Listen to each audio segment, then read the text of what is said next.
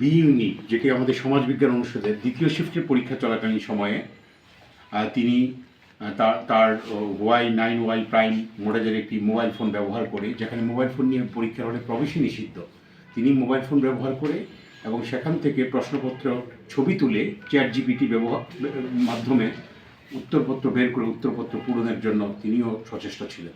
এবং তিনিও আমাদের পরিদর্শক, আমাদের শ্রদ্ধা একজন শিক্ষক, তাকে পরীক্ষার হলে অসৎ উপায় অবলম্বনের জন্য তাকে আজকে সেই মোবাইল সহ তাকে তিনি ধৃত হয়েছে।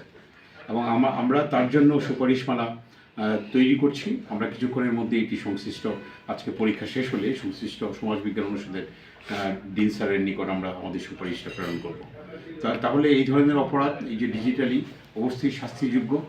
এবং আমরা ইতিমধ্যেই ঢাকা জেলা প্রশাসক মহোদয়কে মোবাইল কোর্ট পরিচালনার জন্য অনুরোধ করেছি এবং আজকে সকালেও অ্যাডিশনাল ডিস্ট্রিক্ট ম্যাজিস্ট্রেট মহোদয়ের সাথে আমাদের কথা হয়েছে। ওনারা এখানে মোবাইল কোর্ট পরিচালনা করবেন বলে আমাদের আশ্বস্ত করেছেন।